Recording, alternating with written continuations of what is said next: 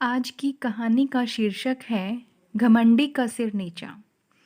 इसका अर्थ है घमंडी कभी न कभी मुंह के बल गिरता ही है।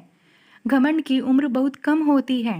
इंसान अगर अपने ऊपर घमंड करता है तो वही उसकी सबसे बड़ी असफलता होती है और यही घमंड उसे एक दिन सबके सामने शर्मिंदा कर बैठता है, जिसके लिए विद्वान कह गए हैं घमंडी का सिर नीचा।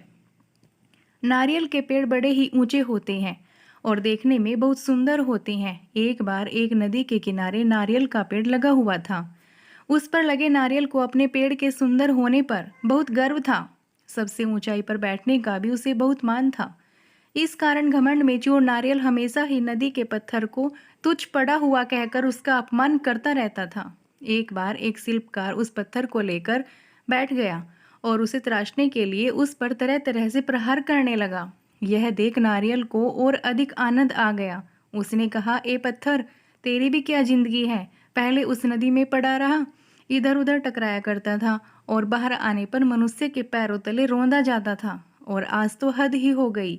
ये शिल्पी तुझे हर तरफ से चोट मार रहा है और तू पड़ा देख रहा है। अरे, अपमान की भी सीमा होती है। कैसी तुच्छ जिंदगी जी रहा है। मुझे देख, कितने शान से इस ऊंचे वृक्ष पर बैठता हूँ। पत्थर ने उसकी बातों पर ध्यान ही नहीं दिया। नारियल रोज इसी तरह पत्थर को अपमानित करता रहता था। कुछ दिनों बाद उस शिल्पकार ने पत्थर को तराशकर शालिग्राम बनाई और पूर्ण आदर के साथ उनकी स्थापना मंदिर में की गई। पूजा के लिए नारियल को पत्थर के बने उन शालिग्राम के चरणों में चढ़ाया गया। इस पर पत्थर ने नारियल से बोला, नारियल भाई, कष्ट सहकर मुझे जो जीवन मिला उसे ईश्वर की प्रतिमा का मान मिला। मैं आज त्रासने पर ईश्वर के समतुल्य माना गया। जो सदैव अपने कर्म करते हैं वे आदर के पात्र बनते हैं, लेकिन जो अहंकार घमंड का भार लिए घूमते हैं वो नीचे आ गिरते हैं। ईश्वर के लिए समर्पण का महत्व है, घमंड का नहीं। पूरी बात नारियल ने सिर झुकाकर स्वीकार की, जिस पर नदी बोली, इसे कहते हैं घमंडी का सिर नीचा। घमंडी का सिर नीचा। इस कहानी से हमें यही शिक्षा मिलती है कि हम घमंड करके स्वयं अपनी छवि का अपमान करते हैं। घमंड मनुष्य जीवन के लिए एक शत्रु की तरह है जो हमेशा उसके लिए विनाश का मार्ग बनता है।